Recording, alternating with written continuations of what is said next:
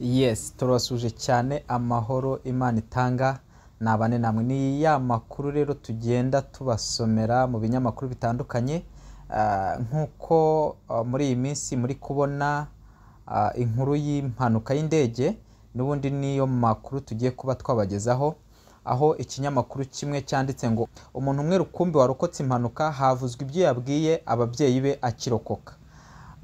Haravuga ngo umuvandimwe w'umuntu umwe warokotse impanuka y'indege yahitanye abagenzi 241 mu Buhinde, yavuze ko akimara kurokoka yahamagaye umubyeyi we akamubwira ko nawe atazi uko byagenze ngo asimbuke urupfu.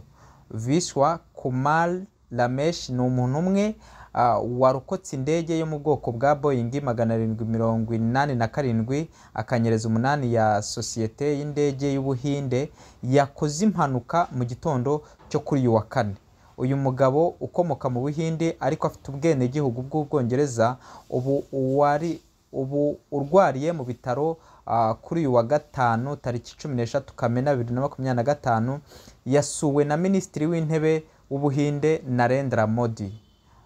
Iyi ndege yarimo abagenzi 242 barimo Abahinde 169 n'Abongereza 53. Umuvandimwe wa Vishwa Kumar Ramesh witwa Nayankumari Ramesh yabwiye televiziyo ya ITV News ko nabo batunguwe no kuba umuvandimwe wabo yarabahamagaye nyuma y'impanuka y'iyi ndege. Yagize ati ubwo indege yahanukaga yahamagaye papa amubwira ko indege yahanutse ariko ko atazi uko yarokotse akayivamo, yari mu rujijo ariko ko atabashaga kubona umuvandimwe we.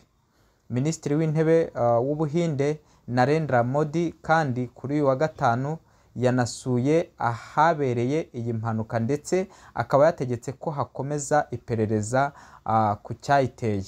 Inzobere mu by'indege zivuga ko hari impamvu nyinshi zikekwa kuba zateye iyi mpanuka, zirimo kugira ibibazo bya moteri zombi ebyiri cyangwa kuba hari inyoni yaba yaguyemo.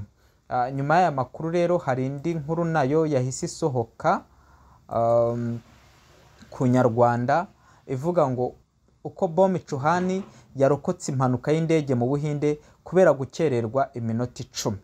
Ariko mana we, Bom Chouhan ni umwe mu bantu bishimye banashima Imana nyuma yo gukererwa iminota 10 agasanga indege imusize, ariko nyuma y'iminota mike ihagurutse igahita ikora impanuka. Bom Chouhan ni umwe mu bari baguze itike y'indege ya Air India Flight I-17 yakoze impanuka kuri uyu wa kane, ikaba yari itwaye Abahinde 169, Abongereza 53, Umunyakanada umwe n'Abanyaportugal 7.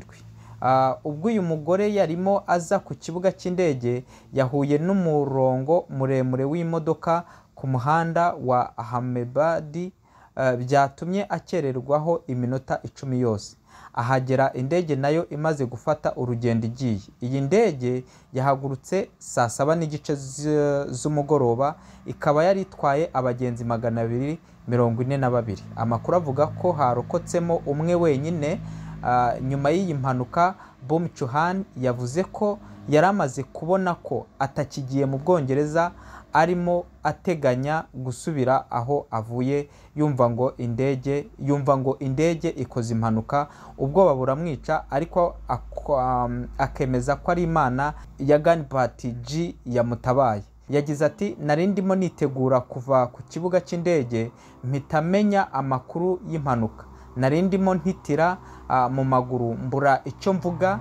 Twari guhaguruka saa 7:10 z'umugoroba. Byarambabaje kumbwira ko ntari bujyane n'abandi. Nari ngeze aho nsohokera ku kibuga cy'indege numva ngo indege ikoze impanuka. Imana Ganpati G yarantabaye.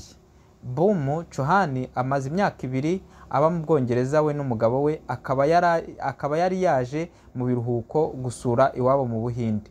Nyina wa Bom Chouhan yavuze ko ashimira Imana yatumye umukobwa we atinda kugera ku kibuga cy'indege kuko yari agiye amusigiye n'umwana.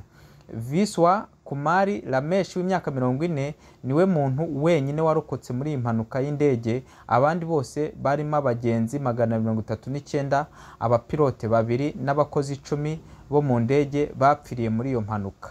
Amakuru yacu yarayo ngayo. Mukomeze gukanda subscribe kandi musangize abantu benshi cyane ubu butumwa.